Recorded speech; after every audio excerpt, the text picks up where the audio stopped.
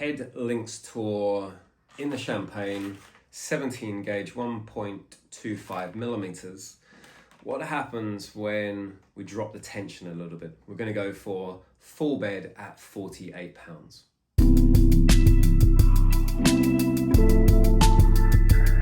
So the Head Lynx Tour Champagne, I've been using this. I've used it full bed at 50 pounds. I've tried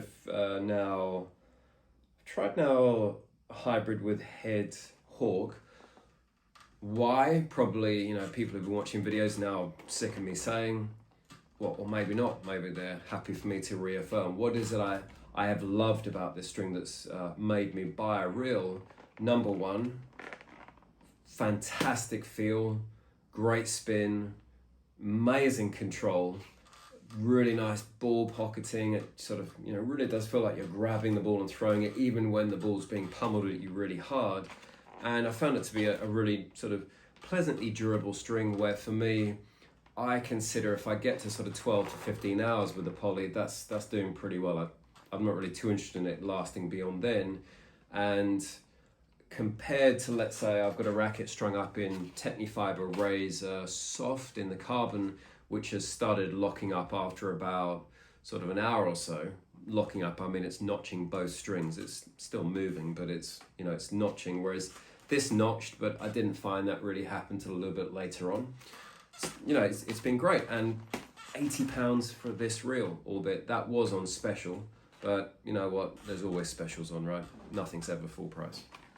So what are we doing here today? Well, the bit that is missing for me is this. Certainly when you swing hard with the full bed of Head Lynx Tour Champagne, it certainly does send the ball back nicely. But sometimes you feel like you just want a little bit more. I'm not after massive liveliness, but just something a little bit more powerful, particularly on my first serve, my flat serve. I just feel I would like a little bit more, but then I don't want to lose the control and feel and precision I get on the ground strokes. So I did try putting the Head Hawk in, which is a round poly which is billed for power and control, and that certainly did put more power in, but I lost some of the feel. Not massively, but it didn't feel the same, which it wouldn't because now I've got a different string in there. So for me, the next obvious thing to try is to say, conventional wisdom says that if you lower the tension, you should get more elasticity, a bit more pocketing, a bit more energy return, and therefore you should get a bit more pop and power. So this is the start of experimenting. I've always been stringing everything at 50 pounds. I'm now going to drop to 48 pounds. 49 just seems like, is it really going to make that much difference? So I'm going to drop it down to 48, which is 4% difference. That seems significant enough. That said, if I sort of go, wow, that's too much, then maybe do put it up to like 48 and a half. Bottom line, it should make a difference. Someone has commented before, say, does it really make a difference, these small increments? Well, we're going to find out. And, it's a little bit hard to say it because we play on different days. We're now coming into autumn in the UK where it's getting colder, which means the balls are going to be a bit slower, a bit heavier. So, this isn't going to be a real science experiment because how can I adequately say it? It's basically my feeling, my subjective feeling. Do I think I could get more on the first serve? Do I think I still retain that same feel? The fact now I've played with at least 3 other strings setups after playing with a full bed. The fact that every day my playing style it does change slightly. Every day I learn something, and I've been playing with the Technifiber Razor Soft, which actually really does, it's different to the Head Lynx Tour. I think it's for flat hitters, but it has that same sort of feel and control and precision. But all of a sudden I start going, I do like hitting it really flat and hard and low, whereas this, I would say, I like hitting with topspin and pushing people back. Bottom line though, I guess what I'm trying to say is, don't take this as science. This is my opinion on my game on any given day as to what I think and feel. One final thing I'm going to say before I say let's get on court, it really does appear, I'm getting lots of comments where people are saying, I too have really found this string works for me, either in a full bed at X, or I've really found it works in a hybrid with Y. And I think that is beyond this. The way I see this journey going is to test out, does dropping to 48 pounds give that extra bit of power? And then what I will probably do is say, rather than stringing a hybrid at 50-50, start saying, let's do a hybrid starting at 48, and let's put in these complementary strings to see what do they do to complement that string. Because at the end of the day, that's kind of the point of stringing a hybrid, is you're saying, I found a great mains, I love it at this tension. What happens if I put a complementary string in? Does it add another characteristic, another dimension that gives me something even more again? So brilliant that so many people seem to have, really sort of taken for this string, or, could be they've gone for the orange or the gray or the black. For me, the champagne is, it's been great so far. So let's carry on that journey. So here we go. I'm going to string this up. Head Lynx Tour, full bed, 48 pounds. Get it on court and see, does it retain that power, that beautiful feel, the amazing control, precision, but with a little bit more power? Let's find out. All right.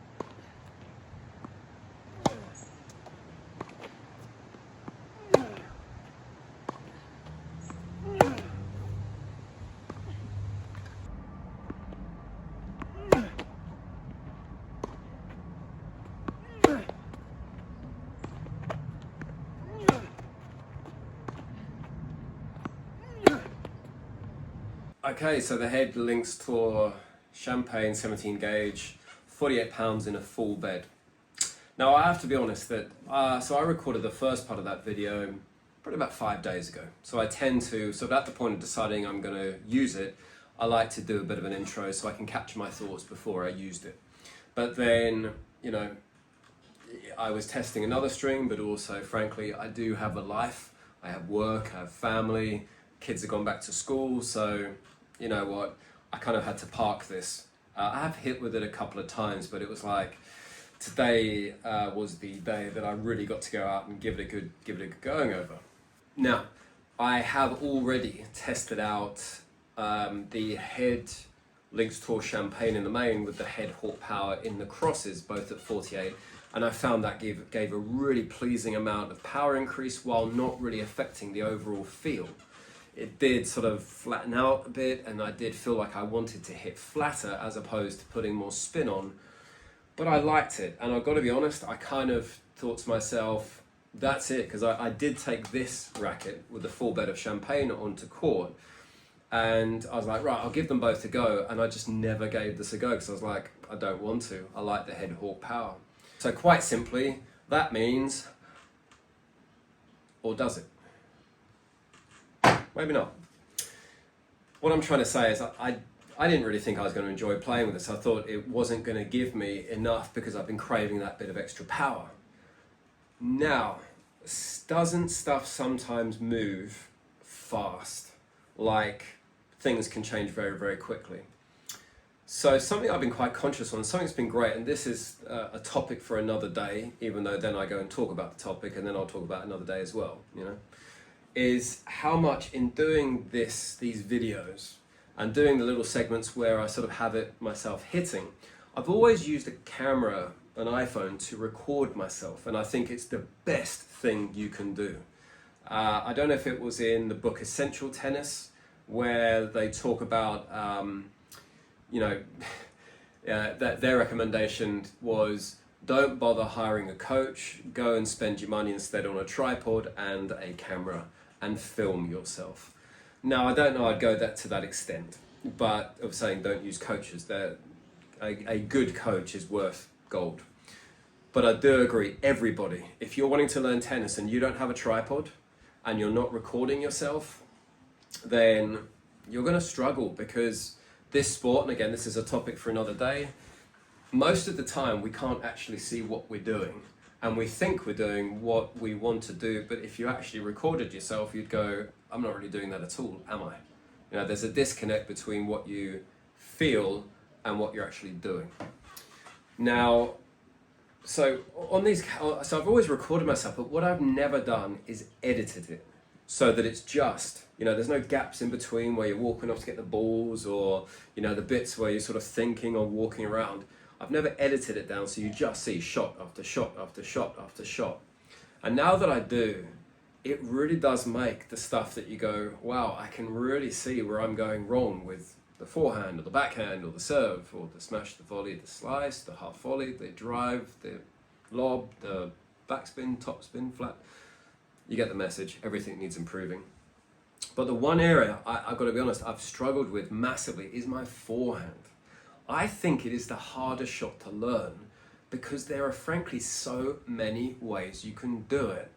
And, you know, what do we all do? Yeah, we might go to coaches, but we watch YouTube videos, we watch this person's forehand, that person's forehand, and what we end up with is a Frankenstein forehand, where there's a bit of Sinner's take back, with a bit of Federer's, you know, getting the racket ready with the lag, and then finish off with Nadal's buggy whip. And it's like, they don't go together, you know?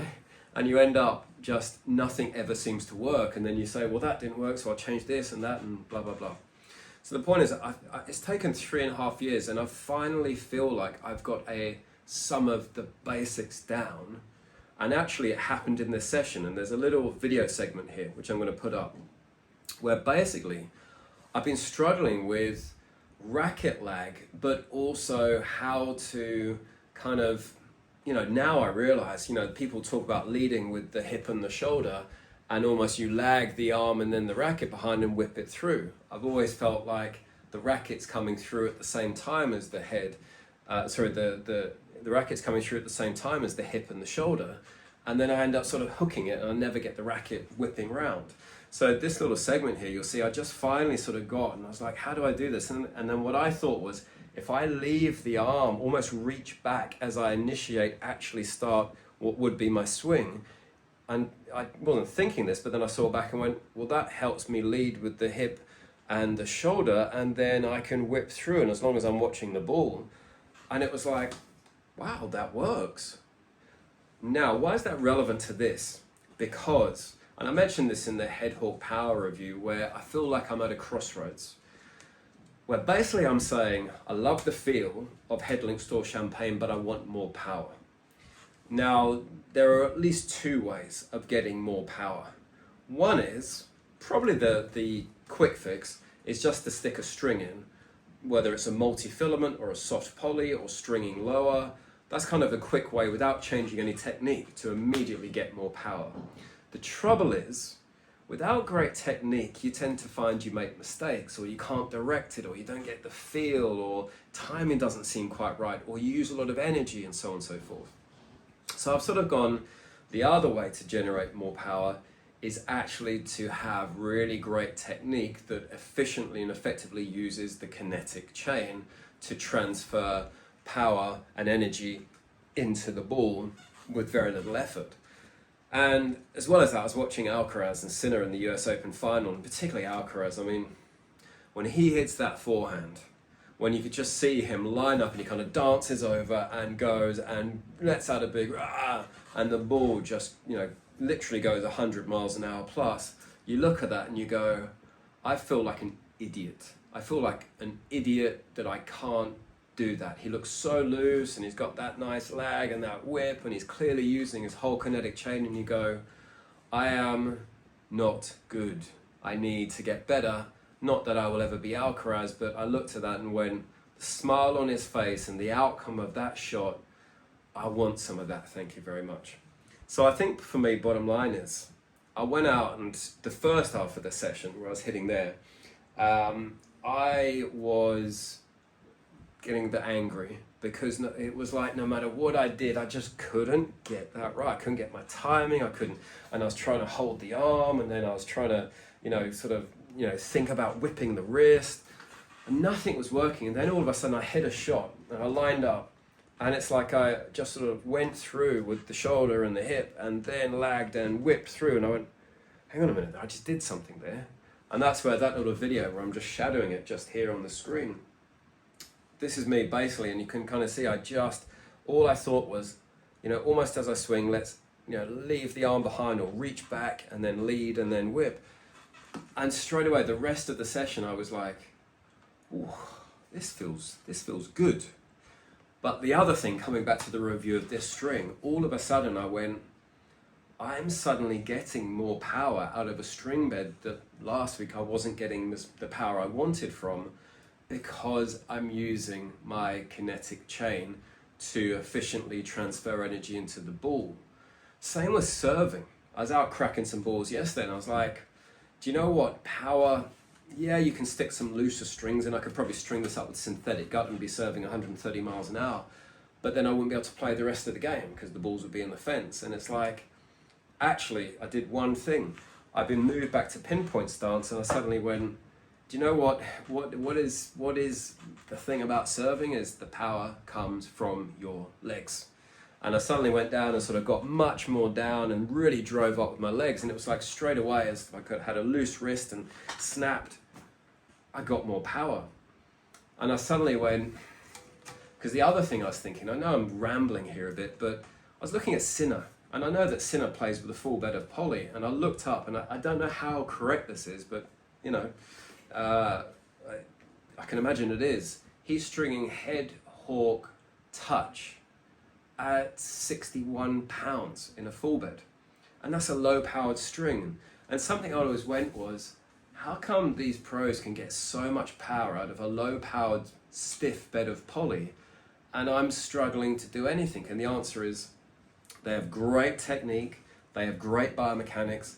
And you think of Sinner, who used to be a skier, I mean, he bends his knees, right? He's down and pushing up through the ball. yes, the ball's also coming at them faster, there's energy, but you look and you go, do you know what?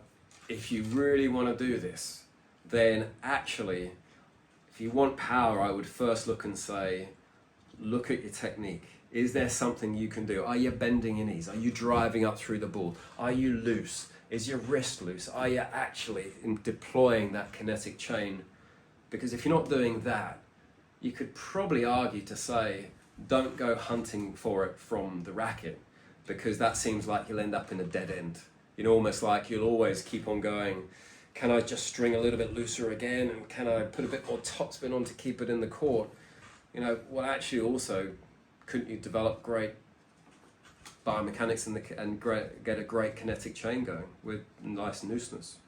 Because I tell you what I'm trying to say is, I loved this. I think 48 pounds, I would hazard a guess I could probably go to 47 or maybe 48, 47, but I think there's still work to do. I'm still not using my legs enough. I still think, I mean, that was just the first go at it, but when I really get my confidence up, I would imagine I may even start stringing this tighter. You know, I might go even 50 or 51 as I suddenly start finding that I'm able to absolutely shred through the ball because I really get that kinetic chain going and the mechanics. Maybe I can make that adjustment. I'm still quite open with the racket face. Can I sort of start closing it a bit more?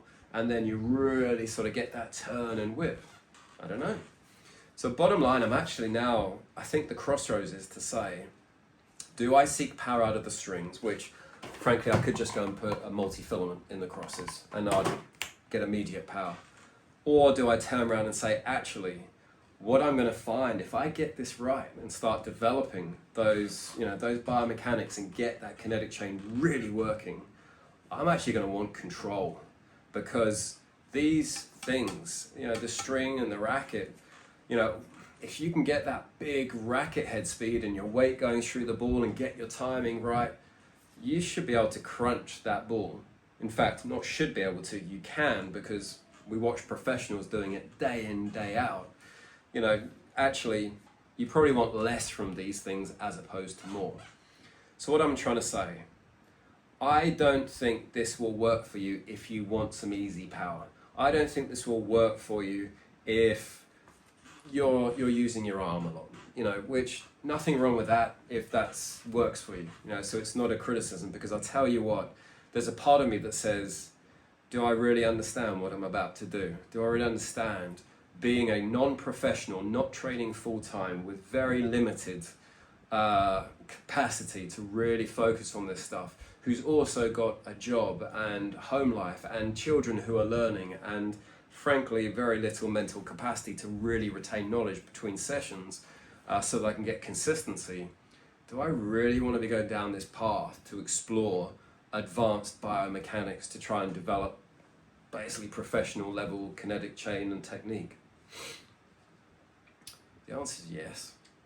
Because again, you know, you look at Carlos Alcaraz smiling away and what he does to that ball and the fun he has with it. Do you know, I'll never get to that level, but tell you, if I could have a piece of that, yeah, I'll take that all day long, thank you very much. I guess it comes down to, what do I fundamentally want out of tennis? And let's face it, I want to hit the ball hard, with control, with strategy, with tactics, with lowest energy possible, that frankly looks great, plays great, feels great, and is a hell of a lot of fun. So, do I recommend full bed of Lynx Tour Champagne? Yeah, to a certain person. If you are willing to say, again, you're going to have to generate the power, that sort of big power through your technique, as opposed to the string bed. But you could argue that's probably similar if you're talking to anyone about if the poly you're using is sort of a medium to low powered poly, you know, in the world of polys, then, you know, you're doing that because you're saying, I can generate my own power, thank you very much. I want control, feel, spin. That said, dropping at £2 from 50 to 48 has made a big difference. I certainly do notice more coming off it. I almost feel like it's opened up a bit more for the spin as well. On the video there, I think there was, you know, I noticed lot of spin, definitely way more than I was hitting with the Head Lynx Tour and the Head Hawk Power hybrid.